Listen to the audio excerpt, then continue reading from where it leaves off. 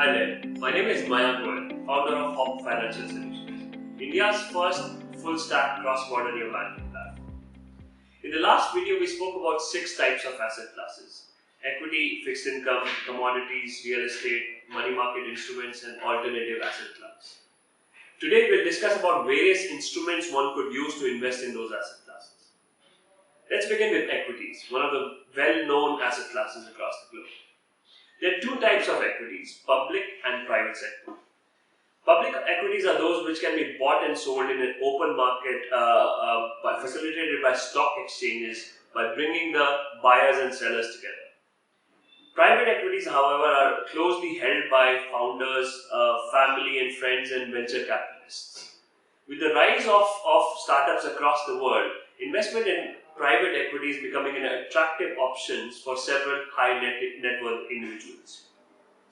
There are various kinds of mechanisms to invest in public equities.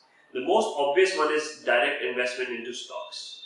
One can open up a brokerage account and make direct investment into stocks. However, single stock investments come with higher risk and is advised to have some diversification across stocks by investing in various sectors, market capitalization, etc. One could have investment managers to help them invest and pick stocks, but they come with a fees associated with it. The second and most common mechanism by which retail investors invest is mutual funds. A mutual fund could be an index tracking mutual fund, a sector specific mutual fund, or a market capitalization based mutual fund. The fund essentially promises to provide a certain amount of return based on the mandate that they have, with a certain degree of error. One thing to keep in mind is that the index itself, such as Sensex or Nifty, is not investable. It's only a theoretical construct and gives an indication of the state of the economy by providing a market capitalization weighted return for, let's say, the top X stocks. It's instruments such as index funds which one uses to obtain returns of the broad market index. The other mechanism is SIP, which stands for Systematic Investment Plan. This is nothing but a mechanism for an investor to invest a certain amount of money regularly per month and on an ongoing basis.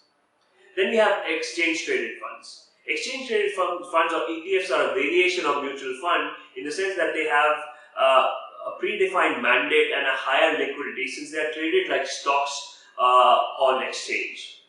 They are much more popular in the Western market than they are here in India. There are also other kinds of instruments such as futures and options, but in the interest of keeping it simple, we will probably cover it another time. Let's move on to fixed income. As previously mentioned, one of the easiest mechanisms of investing in fixed income instruments is via bonds. There are also mutual funds and ETFs which track the performance of certain basket of fixed income instruments. Though the relative risk associated with bonds is relatively low compared to equities, but there's still counterparty credit risk involved with bonds. However, every bond has a certain